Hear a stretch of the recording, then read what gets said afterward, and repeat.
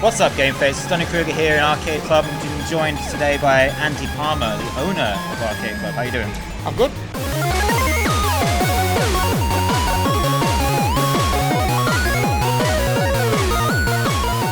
I wanted to talk to you a little bit about arcade culture to start off with, because it's been a long time since arcades were worth having. Yes, true. And they are worth having again now, I feel, and obviously you feel. Yeah, I think it's really weird the way arcades have come about. As this is like their third time around after the Street Fighter series, etc., and they all started dying off in the 90s. There's another resurgence. It's happening in America. It's happening globally. People are interested in playing classic games. I don't know whether that's just because everyone's sick of playing Tomb Raider 23. And COD 44, and all that. It just seems to be the same genres that are just repeated over and over and over again. And I think people are getting a bit bored.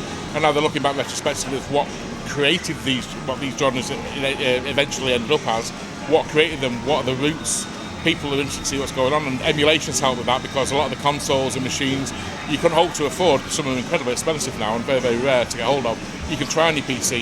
I think that's piquing people's interest in gaming as a whole. So I'm glad you said that, actually, because that's generally been my approach to the conversation of why arcades are relevant again, and it's because, for my mind, it goes straight to VR, which is something I want to touch on in a little bit, but for my mind it's VR because that is something that is very obviously too expensive for everyone to just buy, but in arcades, I mean, you've got VR go-karts over there now, right? We have 14 VR setups in Arcade Club. Did you say 14? 14, yes, that's including the PlayStation. We have 5 PlayStation VRs as well. And they're all free to play as well. A lot of people have the business model of where they charge per hour for it. Yeah. Arcade Club has always been, once you pay to come in, everything's free inside. And we've applied that business model to VR as well, even though it's incredibly expensive to do that. Yeah. Because all our machines are all i7 1080 based. They're very, very good machines indeed. Yeah. When we have a problem with people being able to get on a certain game or a certain format or whatever, we just make more of them. Yeah. So the VRs are quite popular at the moment, so we had more VR. And we had more VR until it levels out, and we feel that people have to wait 5 or 10 minutes for maybe their 10-minute go on the VR, and they're happy with that. Yeah. But we use the patented balloon system, where they're given a numbered balloon, etc., and then they can go play in the venue, etc. And as soon as they go, member staff will find them because they can see their balloon that's floating above them. We do it with the food as well. It's absolutely awesome. It's a big butch guy walking around with a pink balloon with number 3 wrote on it. When you take it off them and you give them the food, they're like, "Oh, I don't have to give you the balloon back." That's ace. We have a bit of effort in Arcade Club. No matter where you're from, what walk of life, and when you actually got introduced to games, you will find something here to play, whether it's a Mega Drive, a SNES, an arcade machine from 1982, or whether it's the latest VR or the latest PCs. There's also something we've started introducing Japanese games as well now. We're bringing in a lot of Japanese stuff. There's another 6 or 8 arriving over the next couple of months, Japanese games. We're really, really going for Japanese things because everyone loves it. It's something that they've never seen before, and because it's on a free play model, I think Arcade Club is, it doesn't matter if you put, say, £1 in like you would normally in the wild, and they go, "I can't play, I don't know what's going on, I've just wasted money." You can just play it and get to see how it works. Or just ask somebody, because there's many people who will help. Everyone's very friendly. That is something I've noticed with Arcade Club specifically, is because you've got regulars, you start to build a community that way. Is there something that Arcade Club might do in the future or now that will help nurture those communities? And because you do run things like tournaments and stuff like that for the time being. We do, yeah. I'd like to do more on the tournament aspect of things, but there's so much to do. There's so many different threads in operation at Arcade Club and different ways of doing things.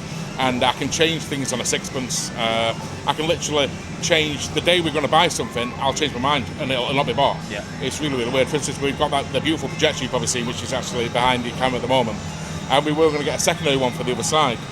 But then I looked at it from a point of view that it's wonderful to have a projector with Mario Kart 8 on and 4 people enjoying themselves, but to take up the amount of space required for another one just to entertain 4 people is a very selfish use of space. So the secondary projector literally didn't get bought the day it was going to get bought because I just dropped it overnight. Even though I was planning it for maybe a week or so and getting the sound system put in and sorting it all out, I just dropped it because that's the beauty of Arcade Club. It's so small and nimble, it can just turn on a sixpence and change its mind like that. Yeah. If we were a very, very large corporation and orders are coming down from the top, that couldn't happen. You couldn't just go, all our venues are going to get projectors, etc. We're going to order them tomorrow, etc. Get it all ready or stuff like that. And then suddenly go, we're not doing that now. Yeah, because we put off it. We've ordered them. This is £100,000 order. We've got to do it. Yeah. Oh no, but it's wrong.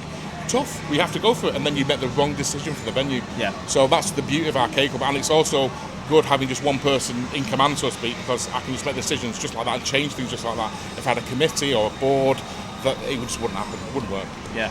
So how, in that respect, then, how does Arcade Club handle the sheer scale of what this is? I mean, it's already grown in the past. How many months? It's not even a full year yet, is it? It's over 5 months this floor's been open. It's probably changed a massive amount. Yeah, so even since the last time I was here, since the Stag Do and the time before that, this place is unrecognisable. How do you handle that kind of scale without going so corporate? The big problem I've got is the person I need to impress is myself, and I'm pretty hard to impress now because we've done so much here and there's so much amazing stuff.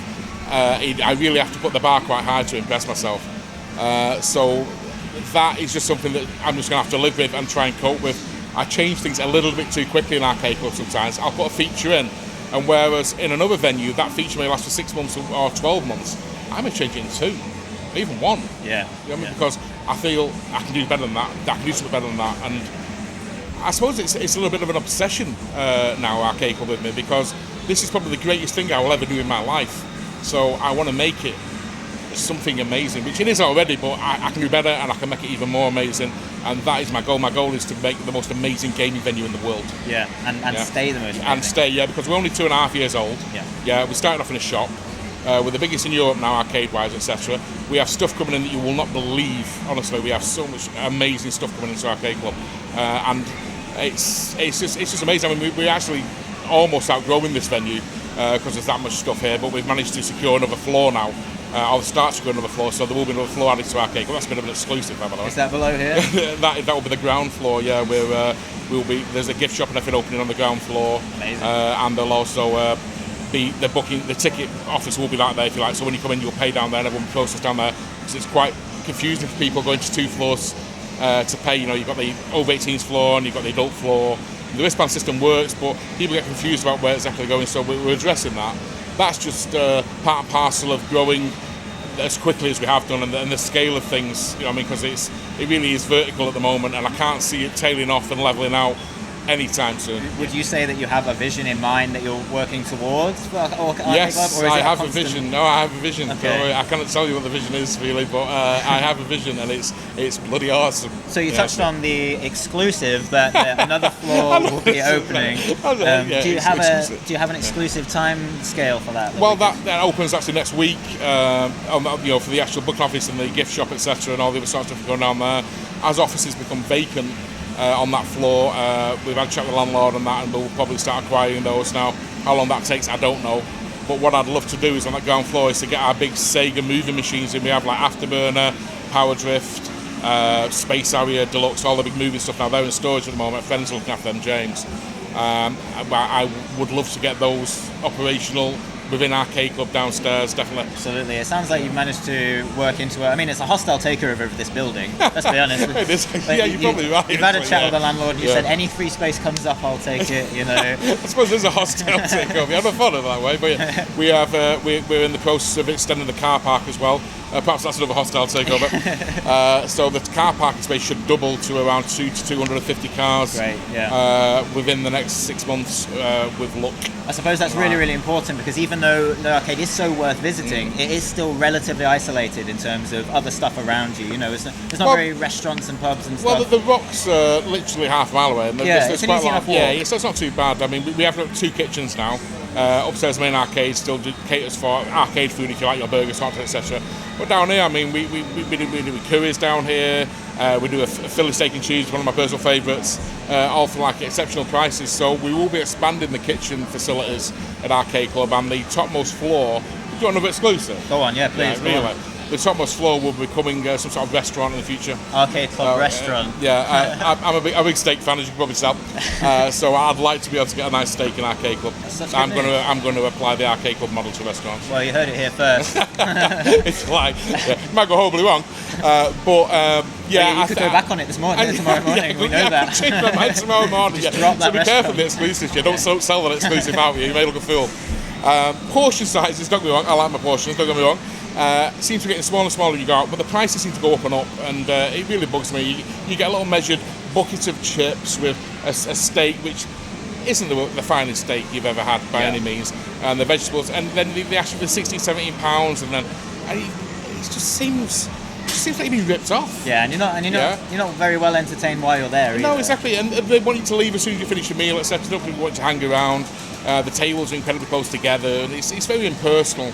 It's a shame. It's just that's the way it's gone. The corporate seems to be pulling all the strings now when it comes to entertainment, and people just generally going out and having a good time. And people have learned, unfortunately, to accept the pricing, to accept the way it is, and that shouldn't be the way it is at all. It wasn't that way, 20 years ago or so. If you could find local pubs, etc., that did great home-cooked food for good prices, and you went out with your friends, you had a great time. So do you think that that's the answer now these days, is for people to take more things in-house and to just deal with them themselves under their own roof? I think the answer is for independents to do what they're good at, run their own race and do what they're good at. With Arcade Club, we don't have any sponsorships. You probably see there's nothing on the walls. No branding. We are completely privately owned. There's no branding, and we run our own race and do what we think is right. If more people would do that, that would be awesome. There's room in every single industry, in every single entertainment thing to do something like this, whether it's a bowling alley that was run independently by bowling enthusiasts, whether it be even a cinema, if they could get the license, but the corps, you see, will hold the purse strings on that, and will make it very, very difficult for independents to rise up, and that's just the way society is at the moment. You've got to believe in what you're doing. When I did Arcade Club, many friends of mine, and many people within the arcade collector community have told me it would fail. It's been tried before, it's never worked. You will end up with an expensive failure on your hands. And I just thought, well, look, it's a dream. I've always wanted to do this sort of thing. I loved arcades as a kid, and I always wanted to do something interesting. And I just put everything on the line for it. If this didn't work, then I wouldn't have the potential to finish me, but it would have been a very, very expensive lesson. We were very, very lucky to actually have a lot of the machines already when we started this, and a lot of the arcade boards. And the pinball machines, my girlfriend, had a dining room full of pinball machines, which we were dusting more than actually playing, unfortunately.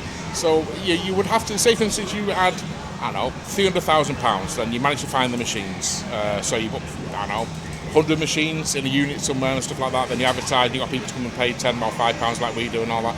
To actually see return for that money would take a very, very long time. I always say to people, if you want to open an art gallery, with some amazing paintings and stuff, to buy the paintings costs a fortune, and to charge £10 on the door would take a very long time to get your investment back. Certainly more than what shareholders will be happy waiting for.